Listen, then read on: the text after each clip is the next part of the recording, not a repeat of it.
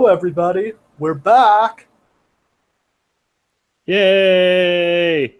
Back from our first kind of mini hiatus. I don't actually remember how long it's been, but we're back and we'll roll off a few shows here, and the Lawcast is back as regularly scheduled. Very cool. And apologies to all of our loyal listeners who are out there who are wondering where we were. I had to move, and then I had a car accident, and then a whole bunch of random fucking shit happened.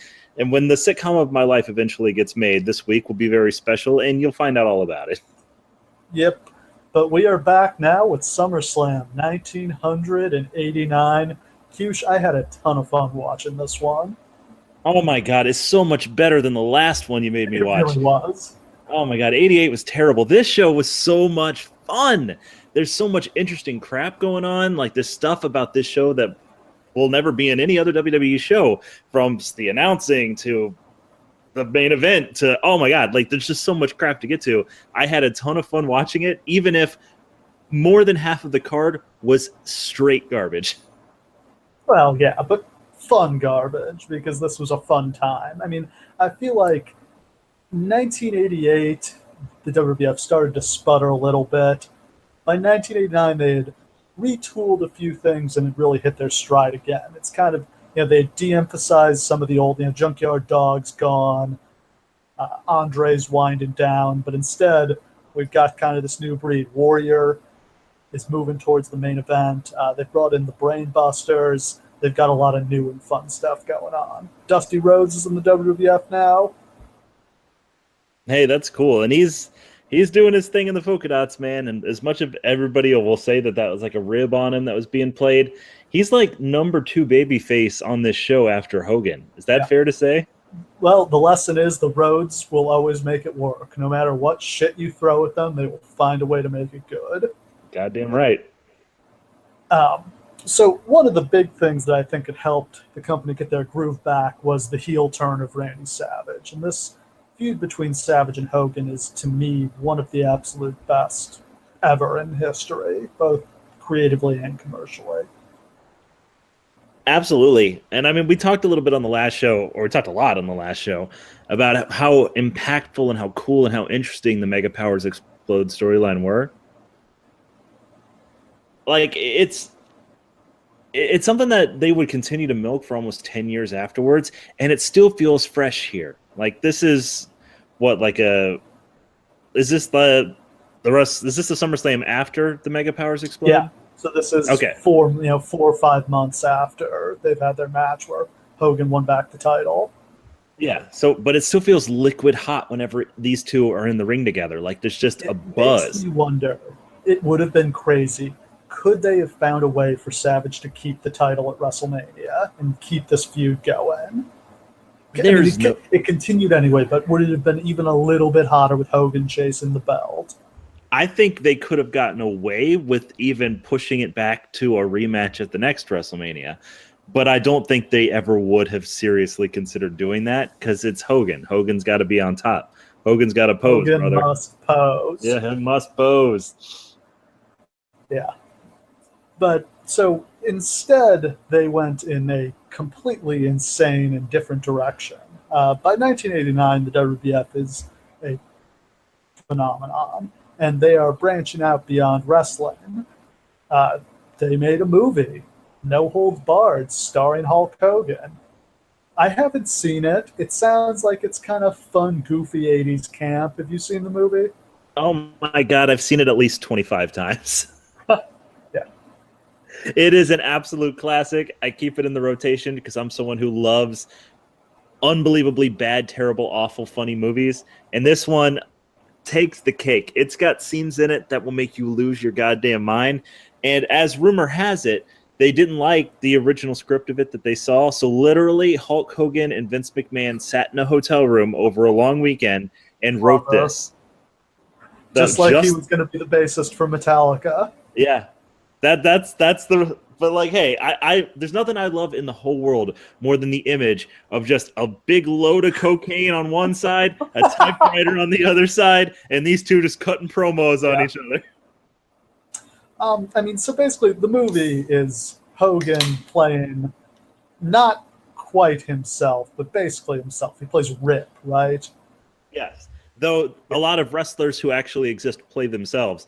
So it takes place in the real world, just with Hulk Hogan is Rip. Earth 2, Hogan is Rip. So the movie, it portrays wrestling as a shoot, but there's a shady promoter who wants, Hogan to take a dive. Hogan, says hell no to his offer, just like he did when the $1 Million Man tried to buy him off. And so the shady promoter, who is totally not at all like Vince McMahon, of course, brings in Zeus, this gigantic, terrifying, bodybuilder African-American man, to destroy Hogan. But Rip, of course, wins in the end. And so to promote this movie, they decided to make Zeus a character on the show. They just bring in Zeus from the movie. Now, kayfabe had already started to wear very thin by the end of the 80s, so most people know that wrestling's fake at this point. But imagine you're a kid in this era, and you watch the movie, which treats wrestling like it's totally real, and treats everyone but Hogan as if they're the real people they are in real life. And then they bring Zeus into real life to fight real Hogan because of the storyline in the movie. Yeah, and to my knowledge, it wasn't portrayed as like, this is the actor from the movie coming in. This is Zeus, the character. Zeus has emerged from the film like an enemy and last action hero, and he's coming for Hogan. That reminds me, I was just thinking that if this movie had starred Arnold Schwarzenegger instead of Hulk Hogan, is there any question it would have been a huge hit?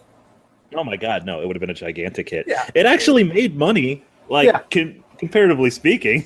I think it's one of the more successful WWF film releases from before they started just like their current strategy where they just like have one or two guys in the movie and just like somebody else produces it and they put up a little bit of the funding for it. Yeah, this like, is certainly this more all successful than like The Condemned. Oh yeah. We'll probably one day we'll do a whole podcast just on WWE films. I think the only one I've seen is The Marine. I've seen every single one. Really? Like even the more recent ones? I even saw the one where Randy Orton will go to the papers if he has to. That looks kind of good, actually. It wasn't bad. He was only in it for 5 minutes. It looked like a real movie. Yeah. Yeah. So, anyway, the way this turned out, Zeus came in, he aligned himself with Randy Savage and his new manager, Sensational Sherry. And so Hogan needed a partner, and of course he turns to Brutus the fucking Barber Beefcake. This is the part I can't square with. Like, I understand that they're real-life friends, and I understand that he's a babyface, and I understand that even on screen they were a little bit friends. But Brutus the Barber Beefcake does not belong within 50 miles of this match. Is that fair to say? Nope, absolutely not. And there's plenty of other people you could have put Hogan, but like could have done Hogan and Dusty. What a dream team that would be. Fucking Hogan and Dusty, it's right there. Yeah. Hogan and Jake. Yeah, but Hogan and Piper, like on the Rhodes brothers. Nobody can out-pop Hogan. Hogan and Piper would have been really cool, actually. Yeah. Because by this point, like, Piper's full babyface and like he's like rooting on Hogan and stuff. But no, instead it's Brutus the Barber, as always, riding Hogan's coattails. And I honestly, like, we'll get to the actual match. I struggle to think of anything that he did on this show. I can't even picture his face in any of the promos or the match. It's just Hogan and the other two. Yeah. Like, so anyway, getting into the show, we revive a great SummerSlam tradition here, which is super weird commentary teams. Because we've got, Jesse Ventura, not out of place at all, and Tony Schiavone in the WWF. Blows my mind every time. Always forget he was there. I was not a WCW guy, so I've heard plenty of Tony Schiavone, but I didn't like grow up with Tony Schiavone, right? So like I only kind of knew him from like when he was super jaded and he sucked and everything. This is like young on top of it, Tony Schiavone, and he is killing it the best thing is even he like would totally admits that he completely sucked. Like at the end of WCW, that he didn't care at all anymore and like had given up. But yeah, here he is. I mean, you can tell he is trying hardest to win over Vince McMahon. And, yeah. And I mean, like his give and take with Jesse is actually really strong. I really kind of like the dynamic that they make there because Jesse can kind of bully him more than he does like McMahon, and it kind of works. And like, I honestly just really liked it. I would have liked to see more of it. I also thought it was super interesting. This is the first ever WWF pay-per-view that Gorilla doesn't do the commentary for. And I thought that Jesse and Tony actually worked together super well. I love the dynamic. I love the way that like Jesse could bully him a little bit, but it wasn't actually Vince McMahon, his boss. So it kind of worked a little bit. It was kind of a give and take, almost like Taz and Michael Cole would get later. I liked that. And I also thought it was super interesting that this is the first WWF pay-per-view ever that Gorilla didn't commentate on. And that's super weird that it was Tony who got that slot. It didn't last long. Well, I don't remember who called Survivor Series 89, but I know it wasn't Tony. And then he's back for Rumble 90 and WrestleMania 6. And then he's gone. Now he's back to WCW after that. But yeah, I mean, you didn't have a ton of Gorilla after this. I feel like even by this point, either Vince started thinking he was too old, or maybe he started having his health issues. But I don't feel like you saw him a ton on the big shows after this. Yeah. And I mean, it's not a surprise. And it's honestly kind of refreshing because as much as I love Gorilla, I mean, everybody loves Gorilla, his commentary is... Look, I don't want to drop a hot take like a bomb into this and say that Gorilla... This is a safe space for hot takes. Look, I don't think that he is an all-time legend when it comes to play-by-play commentary. I don't know if that's a horrible opinion to have. It's just that most of what he says is dumb. I think he was perfect for the era he was calling because the era he was calling was pretty dumb, to be honest. It was very much agree. Cartoon show business wrestling, and he was a great fit for it. And just so we're clear, Vince McMahon is 10 times worse than Gorilla Monsoon could ever be. Vince McMahon's horrible. I mean, he's the fucking worst. We've clearly established that. Yeah, but like I love this because Tony is such a breath of fresh air. Like it's like a new face is calling all of these people. It makes it feel like it's a new era. I actually think he's a perfect fit too because he's got a good mix of that like 1980s WWF kind of zany, over-the-top personality, like that Sean Mooney, cheesy earnestness. But also, like, he knows how to call a match like a sport because that's what he's been doing in WCW, and he brings some of that style here. Yeah, it's just funny to imagine what could have been if Vince had decided that he worked out because he probably never would have left. No, he'd probably still be there today because when they get a commentator, they hold on to him. I mean, Jesus, Michael Cole's coming up on 20 years. Yeah, and hey, maybe Jim Ross stays with WCW. What a world we live in. Yeah. So, opening match, we've got the Brainbusters against the Hart Foundation in an absolute dream match. Hell yeah. Brainbusters are, of course, Arn Anderson and Tully Blanchard, managed by Bobby the Brain Heenan. They had a falling out with WCW management. May have been some drug issues on Tully Blanchard's part. Wouldn't be the first time, but they, split, went north, and they were brought in, kind of amazingly for the time, they were brought in with no gimmick. They're brought in as themselves. They're Arn Anderson and Tully Blanchard. The only thing, they're given the name the Brainbusters, and they're given He-Man, which every heel had a manager at this point, so that wasn't, a slap in the face to them, I don't think. I'm still not 100% sure why the Brainbusters came to WWF.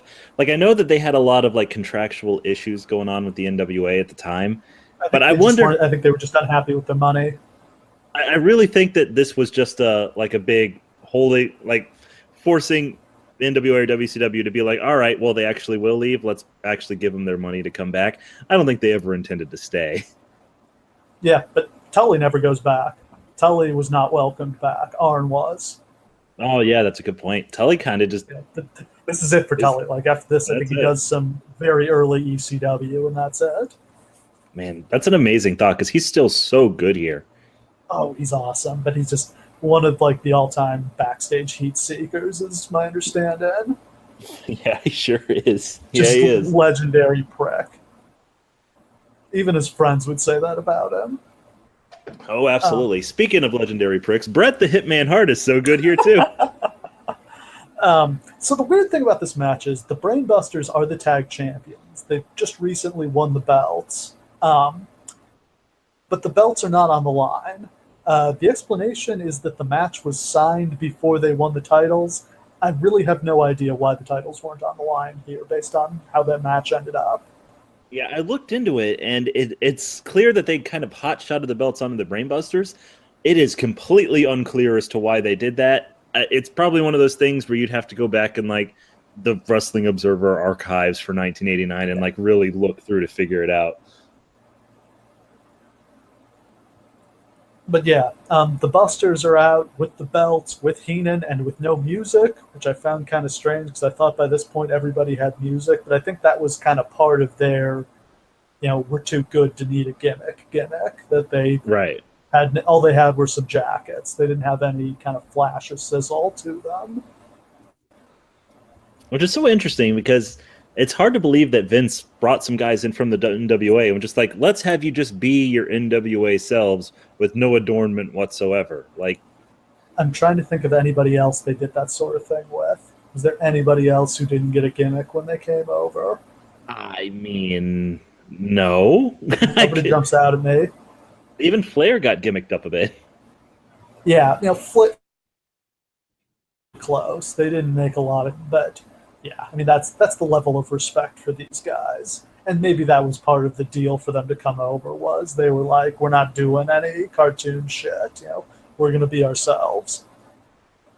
Yeah. Well, thank God, because at the very least we got this match out of it, and it is fucking great. This is one of my favorite tag matches. Like, I love that it really breaks the tag formula. I mean, everybody knows how a tag match works. The baby faces get shined up, the heels cheat and take over, cut off, hot tag. Maybe we do the cycle again if it's a long match. Instead, here, the Hearts dominate the first 10 minutes of the match. And they do. Like, it's just like move after move after move after move. Like, it's actually fantastic to watch, too, because you never really get to see baby faces do anything, like run through their whole offensive moveset in a fucking match. It's really great that Bret really gets to shine, too, because Bret was always the guy in this team who got the shit kicked out of him. And he's such a star by this point. And, like, Oh, as we get further on, it's just so obvious that he's going to be the guy someday, Yeah. I mean, it's even by this point, I feel like he'd probably outgrown the tag team, but they just weren't quite ready to run with a guy that size yet. Yeah, exactly. So the Busters do eventually take over after Arn pulls Tully out of the way of a Neidhart avalanche. Busters get some heat on Neidhart, which also breaks that formula because Bret was always the guy who would take the heat in the Hart Foundation matches. Eventually, Bret gets tagged in. He goes wild, hits all the 5 moves of Doom. Neidhart busts out a really impressive slingshot shoulder block off the apron. Neidhart gets Bret up on the second rope, slams him off onto Tully. Looks like they've got the win, but those dastardly brainbusters, they've got all the answers. Arn comes in with an axe handle on Bret. Arn covers him up his head so the referee can't tell who it is, and the referee counts the 3. The Busters win. What a fucking weird and cool finish that was. Like, I've never seen that one before. I'd love to see that used more often. I think it's great.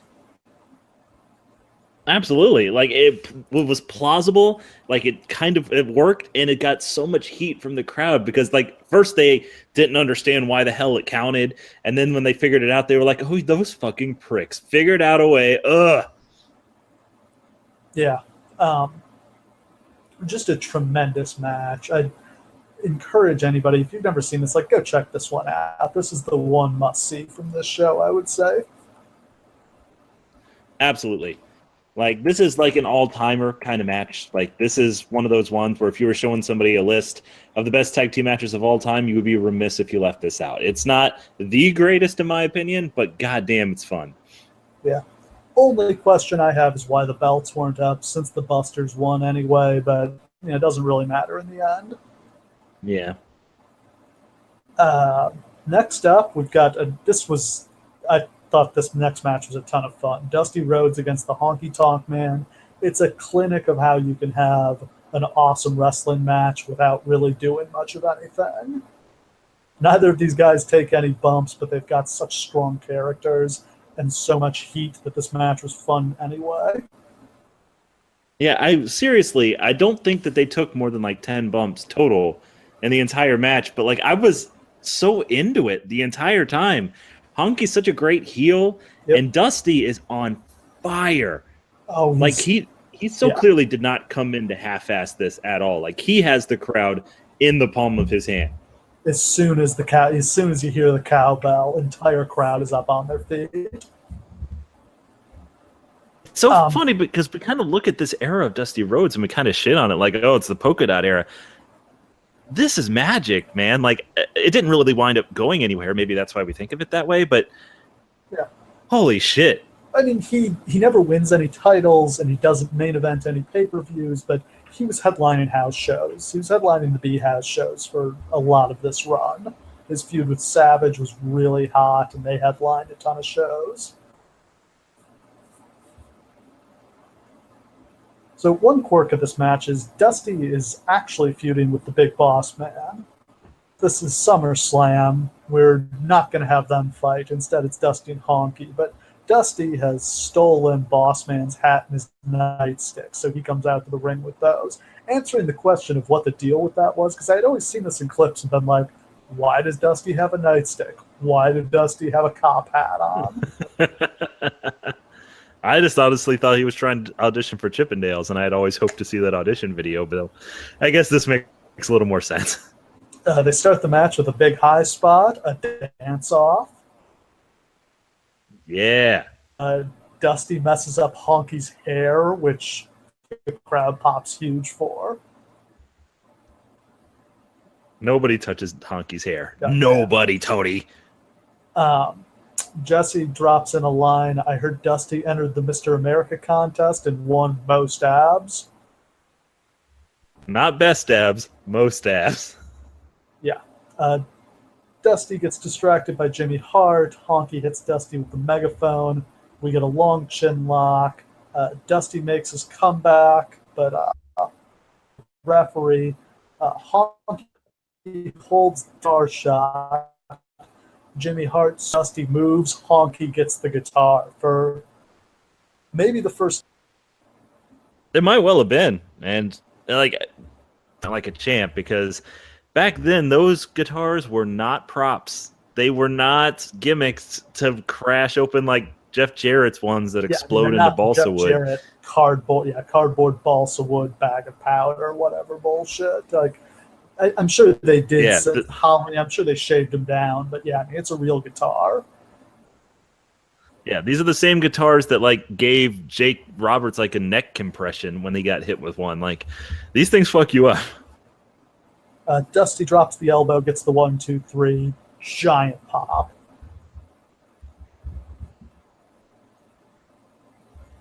It was just a fun match. And it's I always thought that SummerSlam was supposed to be the show where they put on all the fun matches, not necessarily the great matches, but like it's just supposed to be like a good time. Play the kind of match you want to have represent that. This is just a ton of fun. Yeah. Sean Mooney tries to interview Honky after the match, but Honky's knocked out and has no idea where he is. Next match up, we've got Mr. Perfect against Terry Taylor, the Red Rooster. Kind of weirdly, there's no entrance for Perfect here, even though he's pretty clearly the bigger star in the match. Terry Taylor is a guy who's a really good technical worker who got buried with this gimmick. Yeah, I've never been a huge fan of Terry Taylor's work, though he obviously is like a perfectly acceptable wrestler in the ring. Gimmick that anyone could have worked with. It's not. No. It's not like it's just his fault that it went south. Maybe Dusty would have pulled it off. Yeah, maybe a member of the Runnels family probably could have done something with it. But yeah. This is. The gimmick itself sucks, but it's not unworkable. But that goddamn little red mohawk thing that he does is the most embarrassing thing I've ever seen in wrestling. Like every time I looked at it, I was like, this is not someone to take seriously. So you'd expect a good match between these two guys because they're both, really strong technicians, but Rooster hurts his knee on a leapfrog about 2 minutes into the match, and they just have to kind of call it early. They stall for a little bit, but it becomes clear he can't really even walk, so Perfect just hits him with the perfect plex and pins him in 3 minutes. So kind of dud of a match there. Yeah. I mean, there's really nothing particularly interesting to say about this match, except that Mr. Perfect is good, and the Red Rooster is a shit gimmick. Yep. Terry Taylor has claimed that he could have been Mr. Perfect, and that they were kind of debating whether him or Kurt Hennig would get the Mr. Perfect gimmick. I've heard that disputed by some other people, but I don't know who to believe there. And if Terry Taylor had been Mr. Perfect, I think he would have done well with that. I just don't believe that for 1 second, because Kurt Hennig is real life Mr. Perfect. Like, that's literally like his backstory, is that he could play any sport, do anything. Like, that's he's pretty in much a shape, shoot. Even though he never works out. Yeah, like Mr. Perfect is who he is as a person. The idea that was just some gimmick that they were just going to put on somebody, I don't know, man. Yeah. So next up, we have the infamous Gene Okerlund "fuck it" interview. You've seen this, right? Oh my God, it's so good. Of course, it's edited out here, but if you've never seen this, basically they go back to Gene to do an interview, and it's a live one, and like the SummerSlam sign just like falls off the wall, and maybe this is like the second or third time this has happened today, but Gene just goes "fuck it" live on air, and they cut away. At which point, like, Jesse Ventura spends a couple minutes like making fun of the fact that this has just happened. This is all cut out, but instead all they show is where they cut back to Gene, and he just does a straightforward interview with Rick Rude and Bobby Heenan. But classic blooper. Yeah. Then my favorite part of that clip is just carefully watch the faces of the other people on the screen, because Bobby Heenan just looks on in dismay like, oh no, our segment. And Rick Rude just bursts out laughing. That's how you would expect Rick Rude to react to that. So the next match is the Rockers and Tito Santana against Rick Martel and the Fabulous Rougeaus. Team Quebec against Team Awesome High Energy Baby Faces. Yeah. I don't even really know how to phrase this, but did it seem weird to you that in this match, I mean, we'll kind of go through all the other elements of it, that like the Rockers were barely in it? Like, I felt like Tito Santana wrestled like 95% of the match. He did. Little bit of shine for the Rockers early, and then it's pretty much all Tito from there. Yeah, it's weird. There was a rumor that was floating around that the Rockers had gone out and gotten super hammered the night before, and that's why they couldn't wrestle. Is there a reference to that on commentary here? I feel like... I think that somebody makes mention to something like, I guess they were out rocking too much last night. Yeah, like... I don't know whether like they would just do that when they were going to lose to try to protect them a little bit, or if it's just kind of like an in-joke because everybody knows, they actually were partying a lot and tended to get in trouble for it. But yeah, it seems like that's a recurring theme of their matches.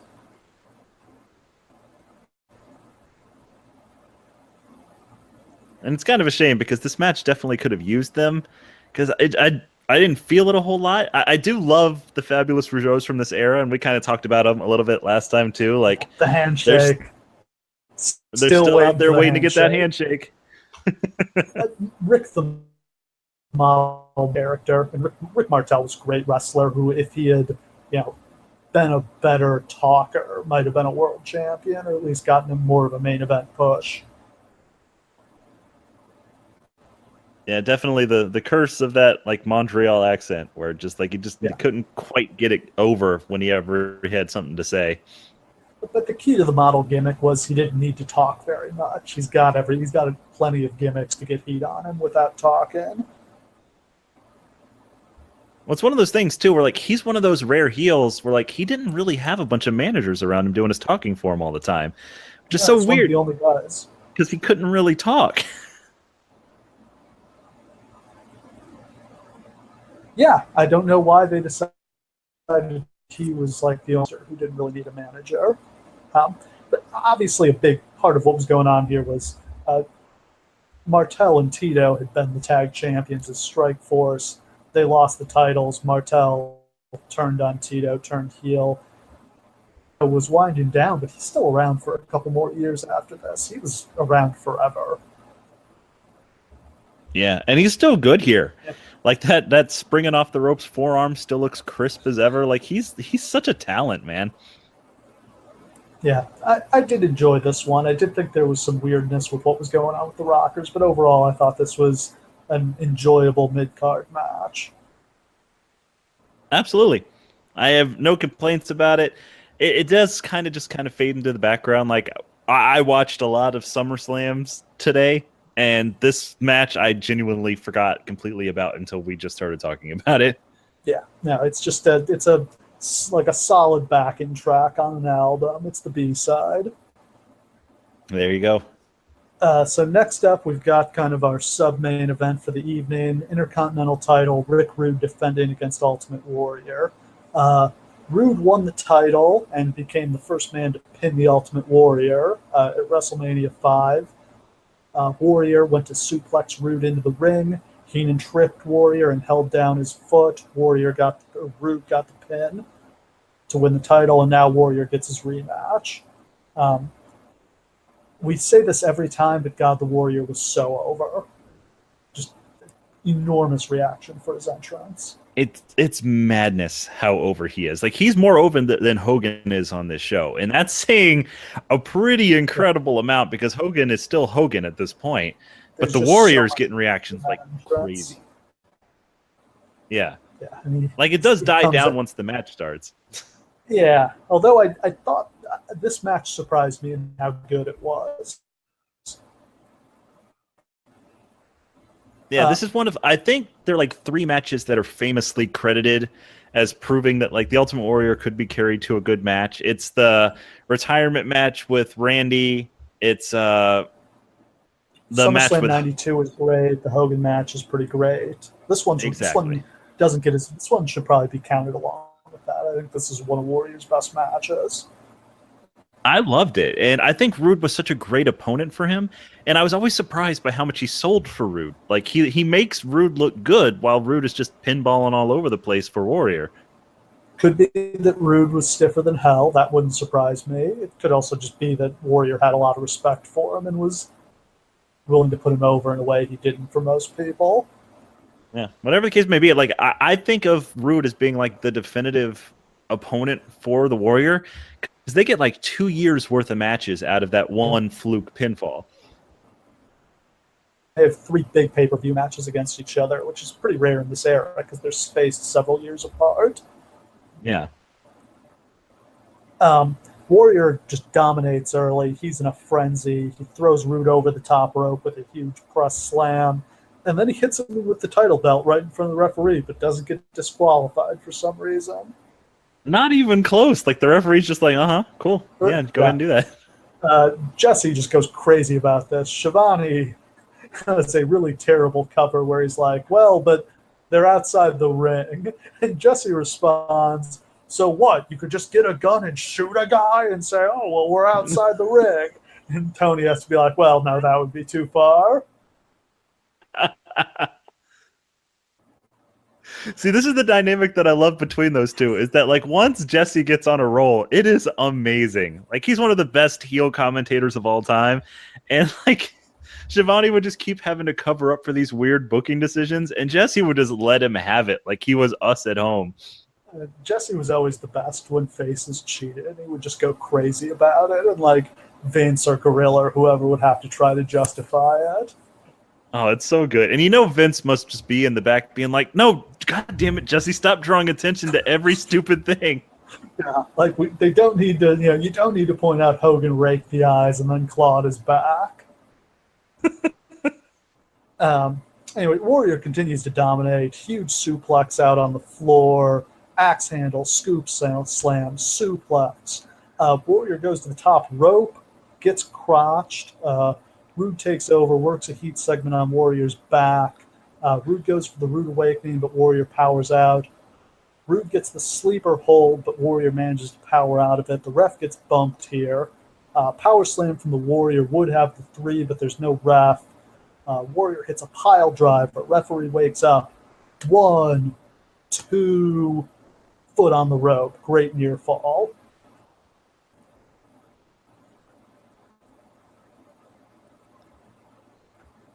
Warrior hits a running power slam. He goes for the splash, but Rude gets his knees up.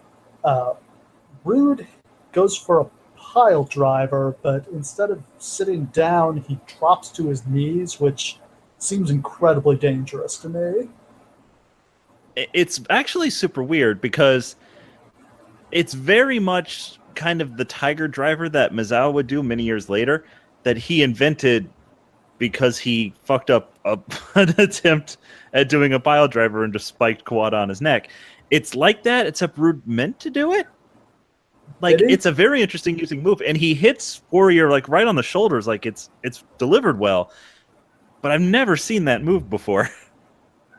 The only other time I've seen it, it was a very clear botch. It was like I think it was a Booker T Fit Finlay match, but it also reminds me of the time Triple H went to pedigree that guy, and he thought it was an underhook suplex. And, yeah, which I think he actually did break the guy's neck on that. But anyway. I mean, somehow this worked perfectly, so that must have been what he was trying to do, but it's just like a weird improv. Rude follows up with the fist drop. At this point, Roddy Piper comes down to the ring.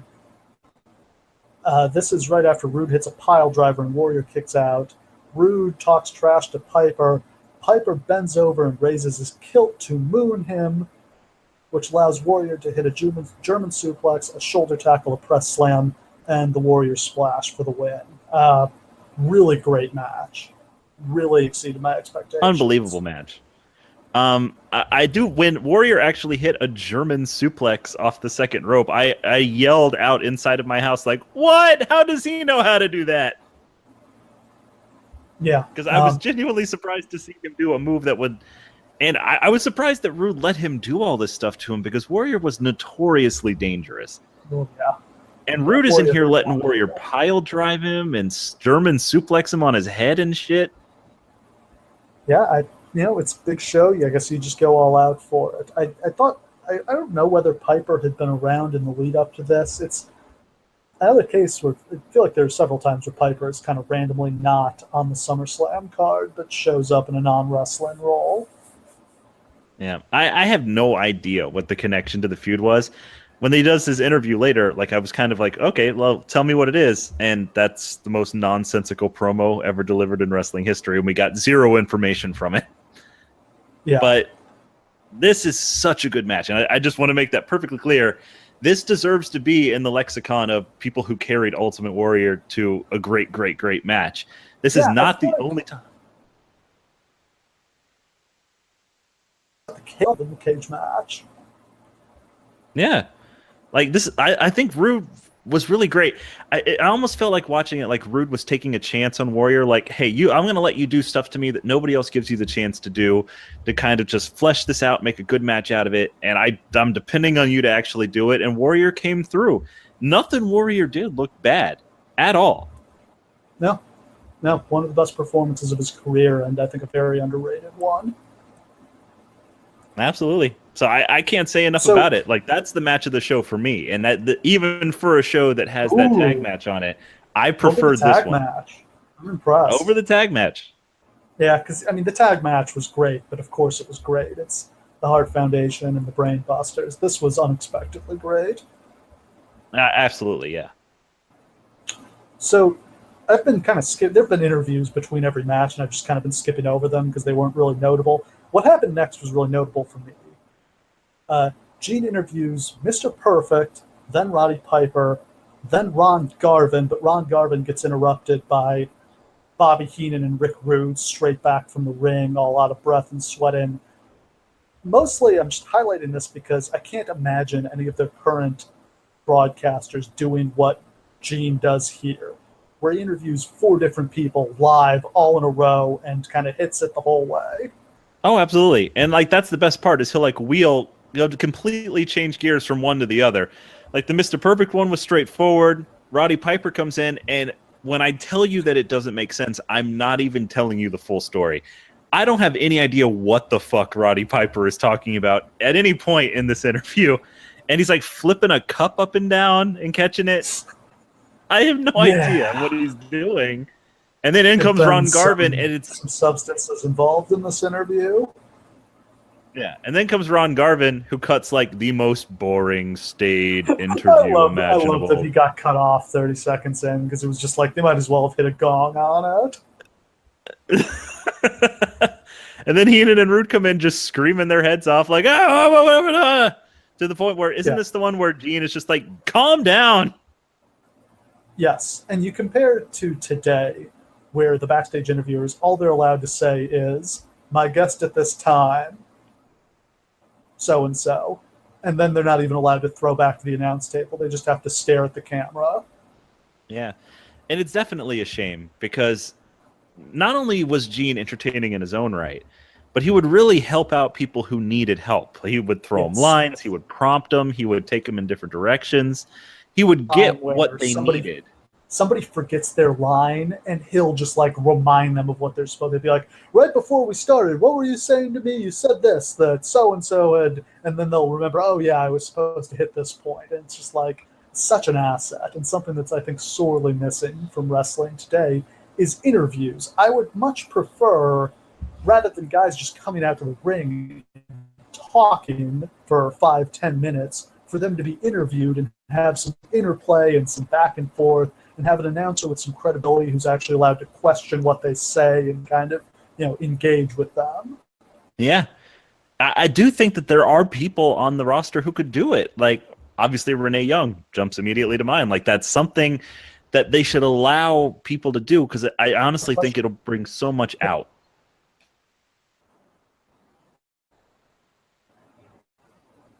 And this is where I get to rant about the back. Like, talking smack is what I was talking about there, where it's unscripted, the hosts engage, wrestlers are allowed to engage with the hosts, and they've killed it off. It was the best thing they had going. I think the entire show should have been that tone where, between matches they could be throwing to the panel, and the panel could be, live over the PA and interview people and actually talk about what's going on and have some kind of freewheeling, unscripted elements of the show. But they just killed that off. Absolutely. And I'm with you 100% on that. Just look at The Miz. 2 years ago, The Miz was floundering, had no direction. Talking Smack debuted. He began his interplay with Daniel Bryan on it. And out of nowhere, he blew up to the point where he could be an actual main eventer by the end of this year. Yeah. And it's all because of that. And I'll say, can you imagine that Daniel Bryan segment out in front of the crowd with the crowd reacting to that? How great that would have been. Yes. Yeah, like that's, to me, that's like that's something like a show where, WCW's TV is in front of a live crowd. The interviews were in front would be going, guys were doing their interviews. And that's just something that's entirely dead now. Yep. And I mean, rest in peace. That was one of the most beautiful things about wrestling, and there's just nowhere to find it anymore. No.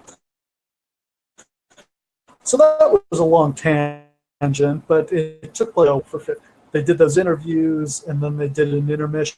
And it was like bathroom break, go to the concession where they announced tickets going on sale for the next show, that sort of thing. But I long to see on pay-per-views anymore. Yeah, it was actually like they did a couple of those, and like it didn't occur to me that that was the kind of thing that they used to do, and it was super weird that they kind of kept them in to the show. Like you would have thought that they would have edited those out, but no, it's like Gene throwing to himself 3 times during the show. So the next match is a battle of just 2 gigantic teams. We've got Jim Duggan and Dunn. So, in lieu of actually talking about this match, I just want to talk about Akeem, the African Dream. This is one of the most bizarre gimmicks ever in wrestling history, and I've never heard like a good explanation for it. Let's start here. What was wrong with just keeping him the one-man gang? I think the one-man gang is an incredible gimmick. What a name. You just hear it and you know he's a badass. And then he comes out in like his leather and his jeans, and he's just a mountain of a man. And you're like, that is the baddest dude ever. And so to make him Akeem the African Dream, and this despite the fact that, like, look, like, let's just get past the obvious. Like, he's not a black dude. But he's talking like a black dude, which, yeah, this is one of the more racist gimmicks in wrestling history. Yes. And I understand that Slick was his manager, and, like, maybe you could do something with... Slick is a problematic character in his own right. Just like... Indeed he is. Pimp street hustler, like... I don't understand why they didn't... I think he had a lot of talent, but the way he was portrayed, he was like one of the Bond villains from Live and Let Die. I don't understand why they didn't call him Akeem the Jive Soul Bro, which would have made a little bit more sense. But I don't get how he's an African Dream. I don't get who thought it was a great idea to put him in like leopard print muumuus. It seems like a rib on Dusty Rhodes to me. It's like it's mocking the fact that Dusty Rhodes, quote unquote, talks like a black guy. And if that's the case, what a shit way to do that. Yeah, and why are you, especially when Dusty's working for you. And why are you saddling the one-man gang with this? Again, this is a guy you could have built up to face Hogan multiple times. What the fuck is he doing shitting around in crappy Gimmick Town? Yeah. I'm sure he had a run against Hogan on the house shows. He got to wrestle... He wrestled Savage for the title on a Saturday night's main event, but never got a pay-per-view title match. And a guy that size was absolutely capable of it. And a good worker for a guy his size. Absolutely. Like, I've always been a fan of One Man Gang. Akeem the African Dream, I don't have the words. Yeah. Nothing to talk about in this match. It's too many big dudes. Like, it's a lot of humanity, but like when Demolition are like the small mobile guys in the match, you've got a little bit of a problem. I mean, I guess the Boss Man was tremendously mobile and athletic, but too much girth in there. I will say this, and I promise this is the last time I'm ever going to bring this up, because I've beaten this horse into the ground again and again and again. Demolition looks so shitty. And I'm so sorry that I keep bringing it up, but it just amazes me how big stars they were, despite the fact that they're clearly just a couple of balding, like, kind of fat, crappy wrestlers. You are ruining everyone's childhood. I know. Look at the hairline on Demolition, man. Literally, like, I think it's Axe, like the really fat one. Is that Axe or Smash? It literally... Never remember which one's which. He literally looks like a trucker that you just applied face paint to and then put some like low-key BDSM gear on. And I hate it because I want to like Demolition, but I didn't really know him as a kid. So I'm only seeing him now and I'm like, man, these guys look like a bunch of assholes. But the key is most of the people watching the WWF had never seen the Road Warriors, so they didn't know what they were missing out on. Right. And that makes sense that the second they actually got the Road Warriors, they dropped Demolition like a bad habit. Yeah, and I mean, they were getting really over the hill by then anyway, but yeah, they really paled in comparison. Man, they just... So Cold Streak continues with the next match. We've got Greg the Hammer Valentine against Hercules. feels like two guys both kind of on the way down here. These are both kind of. I know some people really like swear by Greg the Hammer Valentine, and I know that to wrestlers, he's like a legendary worker, right? Like he's the worker's worker. He always felt out of place in the WWF to me. He always seemed like a Crockett guy. Absolutely. Like these are both just kind of, oh yeah, that guy was there then, guys. And they're around for so long and never really do anything. Like Hercules is like in the upper mid card for like 7 years. And never has a match that means anything. No. Now, was this match before or after the Ronnie Garvin Greg Hammer Valentine match where he introduces the figure 4 blocker? I don't think I've ever seen that. Yeah, I know that I've seen it before because I reviewed it for the blog, but I can't remember what match it is. But I'm trying to. It had like. Literally, he like put like a knee brace on, and so like where the Hammer Valentine would go to put the figure 4 on him, and he just sat up and was just like, haha, it doesn't hurt, I got the knee brace. And he could even survive when he turned the shin guard inside out. Yeah. Cool. And that was the magic. I wish it had like a clever name, but I can't even fucking remember it now. But yeah, I don't know if that was around this time or even could have been in the NWA for all I know. But like I have to imagine this was leading to that. But like, why is Ronnie Garvin a guest announcer here? And they say he was like a failed referee too. Yeah, Ronnie Garvin got shit on in the WWF. Like, this guy was the NWA champion a couple years before this. And, like, here it's just like, oh, yeah, he was a referee, but he was so bad at it, they fired him.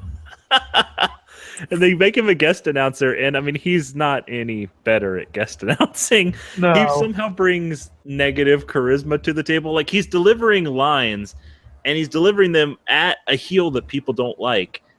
And so the fans want to pop. They're trying to pop. But he's delivering the lines so shittily, it's like they don't know when to pop, so they're just like popping in all the wrong places. Yeah. Not a very good match here. It's over in 3 minutes. Valentine puts his feet on the ropes for the pin, and then Garvin brawls with him after the match. Yeah. In fact, Garvin actually overturns the decision, which apparently he has the ability to do. He's still got that referee license. I guess. So after this, Gene interviews Savage, Sherry, and Zeus. These promos, I've sat down and watched a bunch of them. They were so entertaining. Just insane stuff going on. Sherry being crazy. This one involves a cauldron, like... just all three. I mean, Zeus doesn't really do or say anything. He just stands there and looks scary. But Savage and Sherry were both just awesome during this run. I can't decide what my favorite part of this promo was. Whether it was Sherry like actively like doing a witch's brew in the cauldron and predicting the future, but she can't figure out where Elizabeth is. Where's Elizabeth? Or is it Zeus attempting to cut his tiny little promo with Macho Man's finger 1 inch in front of his eye on camera the entire time? Look at the eye. Look at the eyes. The eyes of an animal. And Zeus is super cross-eyed. Oh, he super duper is. And I never got past the fact that, look, I saw Friday before I saw this. I cannot not see Debo when I see Zeus. And it's hysterical, man. That's the same guy. Oh, God.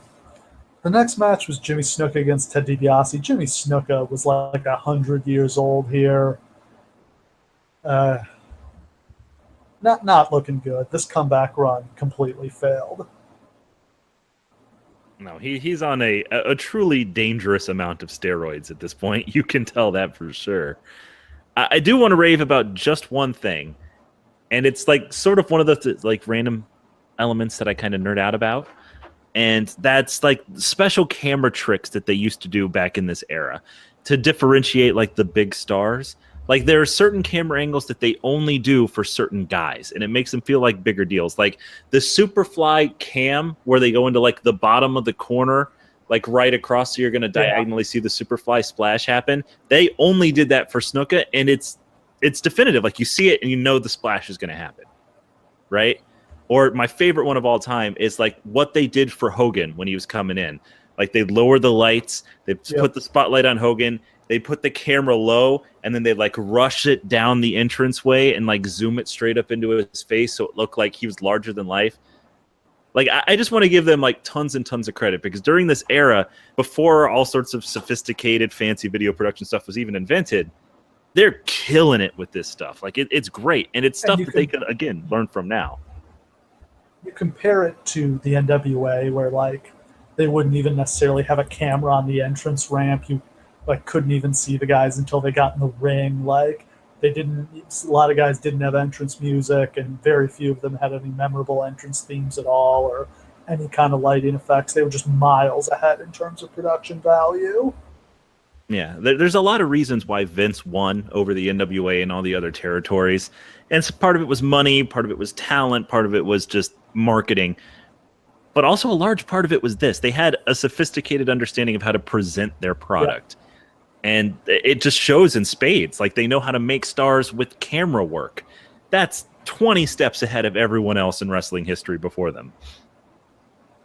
Yeah, and even just stuff like the first guys to light the crowd, rather than having it be, you know, super dark and just a spotlight on the ring. You actually have lights on the crowd so you can see the crowd reacting and going crazy for stuff. How big a difference that makes. Absolutely. And I honestly can't talk enough about that Hogan thing. They specifically show, like, in the dark, all the hands reaching out for Hogan, who's in the light. Like, it's fucking... That's some film school shit, man. You should be taking courses on how Hulk Hogan's entrance in the 80s. Yeah, and little things can add up. Absolutely. Look at Hulk Hogan. It added up to a lot. I mean, that's not why Hogan became a star, but maybe it made him just 1% bigger, and 1% equaled a lot of money. Absolutely. All right, so it's main event time. First, the Genius shows up and reads a poem. Fuck that. Yeah, didn't need that. What the hell was that about? Like, he didn't have any association with Savage. Well, I mean, they are brothers, but that was never acknowledged on screen. But yeah, right. It just feels like, let's give Randy's brother a spot. Weird. Savage and Zeus are out first, accompanied by Sherry. Then Beefcake, Elizabeth, and Hogan all get their own entrances. Really, eating up a lot of time here. I did love that Elizabeth came out last, so she's the big star here.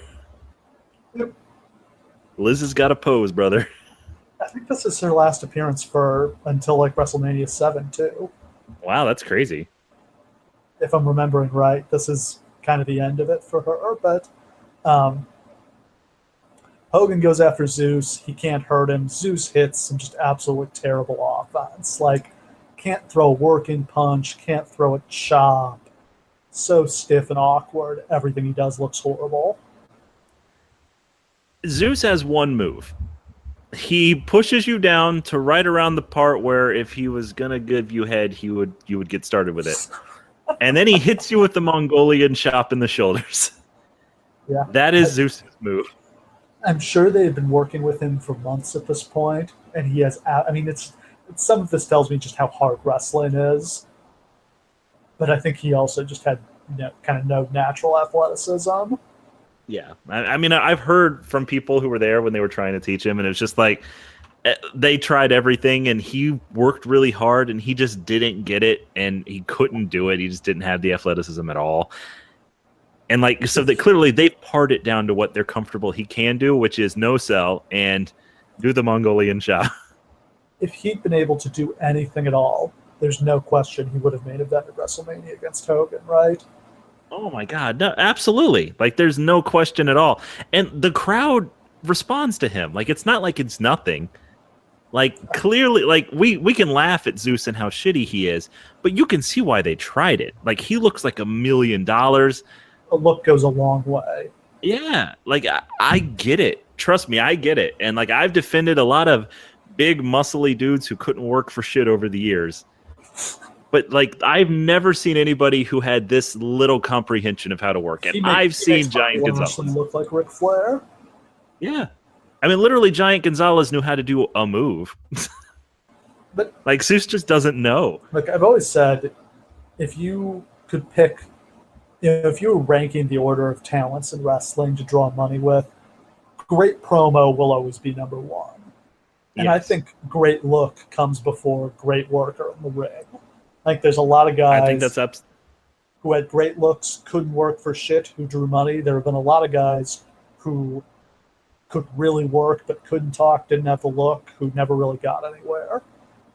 I think you're absolutely right. And like you can see, like, when Vince sees that you have one of good look or good promo, he'll throw money at you. He'll just toss it at you, hoping that you'll learn the other two. And that's just wrestling history right there. Sometimes they do, most of the time they don't. Zeus damn sure did not. Savage just absolutely carries this match. Like, I think it's kind of like, I mean, last year at least it was him and DiBiase could both really go. Like here, he's the only guy in the match who can get anything going, and he's just worlds ahead of everybody else. I do want to give some credit to Hogan too, because look, we don't give Hogan a lot of credit as a worker, but like he's the one in there selling for Zeus, and he's trying his best. Hogan was always a great seller. Yeah, like he's letting Zeus Mongolian chop him left and right and put him in the bear hug left and right, and he's trying so hard because he wants that. He wants it to be money with Zeus. He wants that. It's not doable. Yeah. So, towards the end of the match, Hogan gets hit with the elbow and pops right up, just desperately trying to kill Savage's finisher. Zeus comes in, the clothesline, the crowd goes berserk for that. Sherry gets in the ring. Elizabeth trips her, which is about as physical as we ever saw Elizabeth get. Beefcake gets Sherry's loaded purse away from, throws it to Hogan. Hogan knocks Zeus out with the purse, slams him, leg drop, pin. I was surprised. Are you surprised they had Hogan pin Zeus? I guess they didn't want to beat Savage either. Yeah, and it was clear that they knew that it was over with Zeus, because they beat him definitively right here.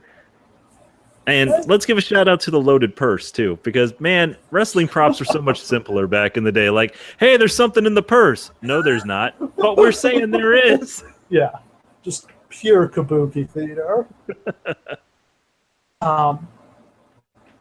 Yeah, so after the match, because Hogan is a role model, he beats up Sherry. Sure. He hits her with an atomic drop where he like holds her up and feels up her ass for a solid 10 seconds.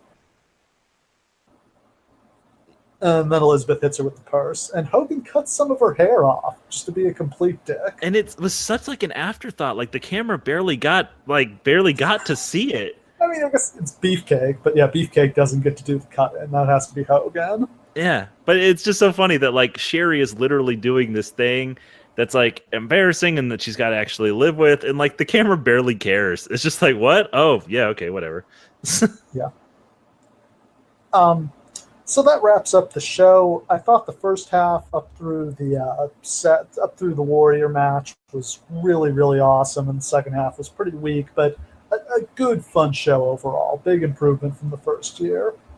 Absolutely. Like, despite the fact that Zeus absolutely sucks, and frankly, Brutus the Barber Beefcake isn't a whole lot better than Zeus is, I liked this main event. I liked the tone of the whole show. It felt different. It felt fresh. It felt new. It felt like this company was really going places, whereas the one before, it really felt like they were starting to, like, kind of fall off. So there had to have been a lot of hope around this time, because it really feels like a company, again, on the rise.